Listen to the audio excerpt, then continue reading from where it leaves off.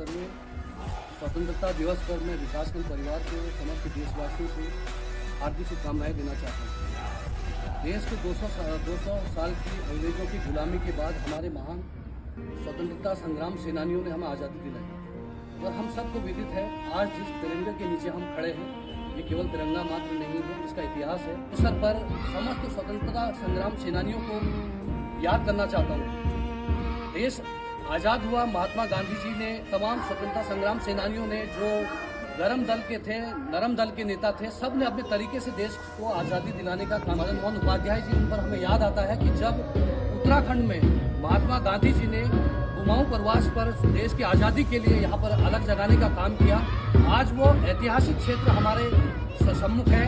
चाहे हम कौसानी चले जाएं, चाहे हम चनौदा चले जाएं, चाहे हम ताड़ीखेत प्रेम विद्यालय चले जाएं, चाहे दौरहाट चले जाएं, महात्मा गांधी जी ने इन क्षेत्रों में आकर लगभग 1930 के बाद उन्होंने यहाँ के लोगों को जागरूक किया कि देश की आज़ादी में आपका योगदान क्या रहेगा।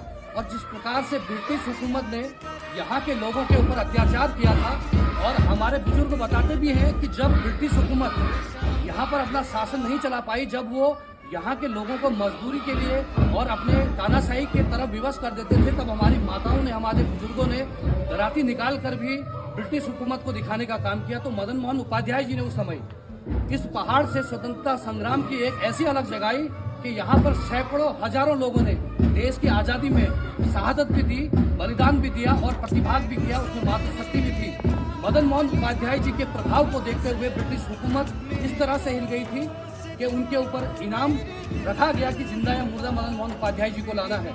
और इन पहाड़ी अंचलों में ही मदन मोहन उपाध्याय जी को मारने के लिए, उनकी गिरफ्तारी के लिए ब्रिटिश हुकूमत की फौज लग गई थी। तब मदन मोहन उपाध्याय जी ने महिलाओं के वेश में सर में गगरी रखकर ब्रिटिश हुकूमत को चकमा देते हुए अपने जो आज़ादी का जो बिगुल था इस प्रदेश में फूका। ऐसे बहुत स्वतंत्रता संग्राम सेनानी हैं, अगर नाम लेंगे हम, गुसाई सिंह रावत जी हैं हमारे ईड़ा से, जो इस विकास खंड के ब्लॉक प्रमुख भी रहे पहले और स्वतंत्रता संग्राम सेनानी हैं।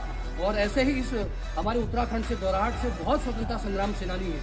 लेकिन आज मुझे व्यक्तिगत रूप में ये महसूस होता है कि उस समय हमारे जो स्वतंत्रता संग्राम सेनानी थे, उनकी जो विचार थे, जो ग्रामीण अंचल और आज जो मॉडर्न इंडिया आज़ाद से लेकर भगत सिंह जैसे क्रांतिकारियों ने, जिनके खून में उबाल था, उन्होंने ब्रिटिश जो हुकूमत के जितने हुक्मरान थे उनको मारने का भी काम किया, जेल जाने का काम किया और फांसी को चूमने का काम किया। तो दूसरी तरफ महात्मा गांधी जी ने अहिंसा के मार्ग पर चलकर अंग्रेजों को चुनौती दी। कई आंदोलन हुए और उन्हीं आंदोलनों के बीच हमें देश को आज़ादी मिली। और उनकी एक सोच थी कि देश में जिस प्रकार से 7 देशों के संविधान का एक विस्तृत अध्ययन करते हुए हमारे यहाँ लिखा डॉक्टर भीमराव अंबेडकर जी, उन्होंने 2 साल 11 माह 18 दिन लगातार अपने सहपाठियों के साथ संविधान को बनाने का काम किया। और देश का संविधान आज भी हमें अधिकार देता है, हमारे मौलिक अधिकार है, सभी अधिकार हमें दिए हैं। धर्म का अधिकार है, शिक्षा का अधिकार है, अभिव्यक्ति की आज़ादी है। लोकतंत्र के संवैधानिक, मौलिक और अभिव्यक्ति की आज़ादी के तहत देश में अमीर और गरीब अपने विचार रख सकता है, अपनी जिंदगी को जी सकता है और फ्रीडम ऑफ स्पीच उनके पास है। लेकिन आज मैं मानता हूँ कि उन स्वतंत्रता संग्राम सेनानियों की जो आत्मा है वो दुखी होगी। उस समय की चुनौती थी 200 साल के अंग्रेजों की गुलामी और उससे पहले मुगलों की गुलामी। लेकिन आज हम देखते हैं कि सबसे बड़ी हमारे लिए चुनौती है आतंकवाद। आज देश की सीमाओं पर हमारे सैनिक जो देश के आन बान और शान है, माँ भारती की रक्षा के लिए खड़े हैं। आतंकवाद एक बहुत बड़ी चुनौती है, नक्सलवाद बहुत बड़ी चुनौती है और आंतरिक सुरक्षा बहुत बड़ी चुनौती है। शिक्षा के क्षेत्र में हमारे सामने बहुत बड़ी चुनौतियां हैं, रोजगार के क्षेत्र में हमारे सम्मुख चुनौतियां हैं और बाल श्रम के क्षेत्र में चुनौतियां हैं। गंभीर मुद्दों से देश आज भी जूझ रहा है। लेकिन देश में आज ऐसे भी लोग हैं, चाहे एकेडमिक हो, एडमिनिस्ट्रेशन में हो, पॉलिटिक्स में हो, इंजीनियरिंग में हो, दूसरे सेक्टर में, अलग अलग सेक्टर में, चाहे आपके साइंस एंड टेक्नोलॉजी में हो, हर क्षेत्र में हम आगे बढ़ रहे हैं। और इस बात को कहने में कोई कुरहेज नहीं कि कुछ लोग अगर देश की आज़ादी के बाद भी नहीं संभले हैं, तो कुछ क्षणिक लोगों ने इस देश की आज़ादी को समझते हुए देश को यहाँ तक पहुँचाने का काम किया। आज अंतरिक्ष से लेकर पृथ्वी के, भारत के इस मानचित्र पर जब हमारा नाम आता है, हम बड़े गौरवशाली महसूस करते हैं कि देश के तिरंगे के नीचे हम आज अपने स्वतंत्रता संग्राम सेनानियों को भी याद कर रहे हैं, अपनी उपलब्धियों को भी याद कर रहे हैं, हमारी जो कमियां रह गई हैं उनको भी हम याद कर रहे हैं। और ये हमारा सौभाग्य है कि देश की आज़ादी के बाद जब महानगरों की बात होती थी, जब ब्रिटिश हुकूमत ने कुछ ऐसे सेक्टर को डेवलप कर दिया था जो महानगर थे, जैसे कोलकाता है, दिल्ली है, और दूसरे जो ब्रिटिश हुकूमत के अंतर्गत जो सिटी थी, उनको एक तरीके से विकसित क्षेत्र में हम मानते थे आज़ादी के बाद भी। लेकिन ग्रामीण भारत के लिए महात्मा गांधी जी का बहुत बड़ा योगदान रहा, राजीव गांधी जी का योगदान रहा, आज तक की सरकारों का सबका योगदान रहा।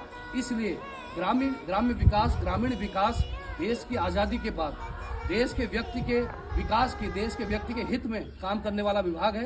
हम सौभाग्यशाली हैं। आदरणीय खंड विकास अधिकारी महोदय, हमारे संतोष जेठी जी, हमारे खंड विकास के युवा ब्लॉक प्रमुख दीपक किरोला जी, और आप सब, हम सब मिलकर कहीं ना कहीं अपने देश की आज़ादी में योगदान दे रहे हैं। ग्रामीण भारत की विकास में हम एक ऐसे सेतु के रूप में काम कर रहे हैं कि एक इस पार व्यक्ति विकास के लिए, अपने संसाधनों के लिए आस लगाए बैठा है, और इस पार से सरकार उनको कुछ देना चाहती है। बीच में सेतु के रूप में हम काम करते हैं कि आदान प्रदान और उनको सुविधाएं देने का काम करते हैं।